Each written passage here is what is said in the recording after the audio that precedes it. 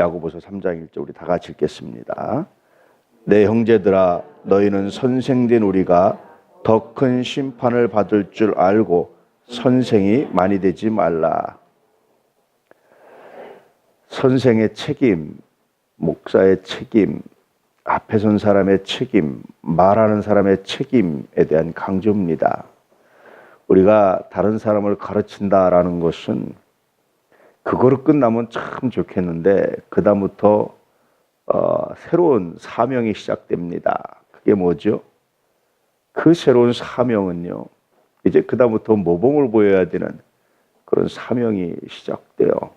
제가 여러 번 간증했지만 이게 너무 힘들어가지고 목회를 그만두고 싶었어요.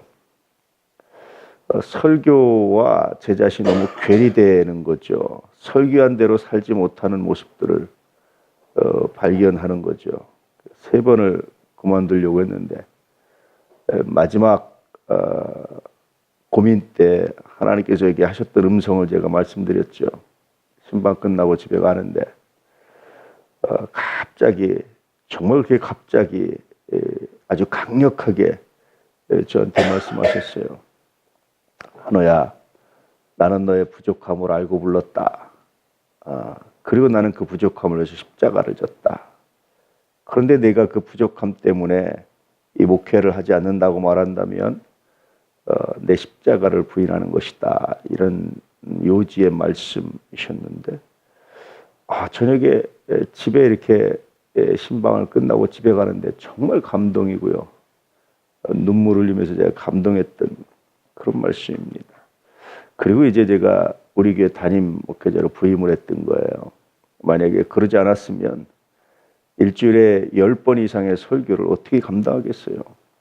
그 설교의 무게를 제가 감당 못했을 겁니다. 그렇다고 해서 제가 부족하고 제가 설교한 대로 거기에 대한 부담감에서 제가 자유로워지는 건 아니에요. 하나님의 은혜 때문에 감사할 뿐이지 여전히 설교한 것과 제 삶의 관련성, 그 설교한 것의 첫 번째 적용 대상이 저라는 것에 대한 이 부담감은 여전히 남아있죠. 그리고 그 설교한 대로 먼저 좀 살고 싶다라는 그런 열정은 여전히 그건 유효한 거죠. 늘 설교를 할 때마다 설교의 첫 번째 대상은 저라고 생각을 해요. 이 설교는 제가 여러분들한테 하는 것 같지만 사실은 첫 번째 듣는 청중은 접니다. 왜냐하면 준비하는 과정에 하나님께서 저에게 하시는 말씀들을 들어야 비로소 설교가 되기 때문에 그렇습니다. 자꾸만 설교가 저 자신의 고백적인 모습을 드러낼 수밖에 없는 게 제가 그렇게 설교를 첫 번째로 들어서 그래요. 첫 번째 청중이 돼서 그렇습니다. 그럼에도 불구하고 늘 설교를 하고 나면 그 다음부터 이제 강력한 부담에 시달리는 거죠. 이 말씀의 첫 번째 청중으로서, 이 설교의 첫 번째 청중으로서 이 말씀이 어떻게 순종할 수 있을까 하는 이제 그런 고민, 이런 것들에 늘 묵상하고 시작을 합니다. 그러면서 종종 떠오르는 말씀이 오늘 말씀이에요. 형제들아 너희는 선생된 우리가 더 큰 심판받을 줄을 알고 선생이 많이 되지 말라. 앞에서 가르치려고 하지 말라. 우리는 하나님께 사도로 부름받아서 이 사명을 감당할 수밖에 없어서 이 무게를 지지만 굳이 여러분 이런 무게를 지지 마십시오. 이런 의미이기도 합니다. 또 하나는 앞에 있는 내용을 부연 설명하는 건데요. 행함이 없는 믿음은 죽은 믿음입니다. 아무리 말로 수백 마디 수천 마디 잘 가르쳐도 여러분이 이 말에 선생된 우리가 순종하지 않으면 큰 죽은 믿음입니다. 그런데 많이 가르쳤기 때문에 더 많이 순종해야 되는 그런 의무가 우리 안에 있습니다. 야고보의 처절한 그런 자기 고백, 자기 투쟁, 그런 것들을 우리가 엿볼 수가 있죠. 어른이 된다는 게 그렇습니다. 어른 노릇한다는 게 이게 정말 어려운 거죠. 그렇잖아요. 우리가 제대로 못하면 애들하고 다투면 넌 왜 애하고 똑같이 그러냐 그런 말 하잖아요. 제가 젊을 때 부교역자 생활을 할 때 교회에 친구가 있었어요.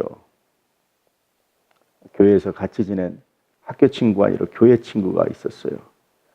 근데 그 친구가 그 교회에 있었고 또 친구 부모님이 그 교회를 다니셨어요. 이 친구가 종종 이제 좀 늦게 들어가고 뭐 이러면은 야단을 치면 제 핑계를 댔나 봐요.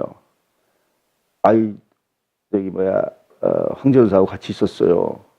그럼 이제 넘어가고 그러셨단 말이에요. 어느 날 하루 오셔가지고 저한테 그러세요. 아니 전사님 애들하고 똑같이 그러시면 어떡해요. 그래서 아니 내가 자기 아들 친구인데 근데 그 순간 제가 많은 걸 깨달았어요. 이분은 저를 고맙게도 아들 친구로 생각해서 하는 것이 아니라 목회자로 대우하려고 노력하시는 거잖아요. 그래서 그때부터 제가 달라야 되는구나 그런 생각, 그런 자의식이 새롭게 생기기 시작했었습니다.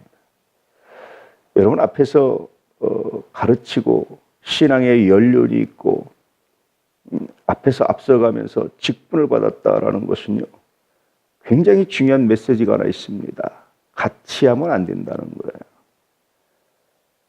이게 같이 범죄하고 같이 연약하고 같이 나태하고 같은 행동을 하면 안 된다는 거예요. 모범을 보이고 그러기 위해서는 자기 자신을 더 채찍하고 더 수고하고 더 헌신해야지만 비로소 쌤쌤이 되는 거예요. 우리 권사님들이 서리 집사님들하고 똑같이 행동하면 그거는 실패라는 거예요. 똑같이 행동하면 쌤쌤이 되면 실패라는 거예요. 다르게 행동해야 된다는 거예요. 이 말씀의 의미가 그런 겁니다. 선생은 가르치는 사람은 가르침을 받는 자와 다른 행동을 해야 된다는 거예요. 그와 똑같이 행동하면 안 된다는 거예요. 똑같이 다투고 똑같이 불순종하고 똑같이 하면 안 된다는 거예요. 그건 책임이 하나님이 더 크게 물으신다는 거예요. 왜냐하면 더 많은 은혜를 주셨기 때문에. 이런 말씀입니다. 이 책임을 감당할 수 있으면 하고 이 책임을 감당하기 어려우면 그러면 선생이 되지 말라라는 뜻입니다. 원래 이제 뒤에 보면 이것은 다시 말로 언어로 구체화돼서 나타나요. 이제 내일 볼 말씀인데요.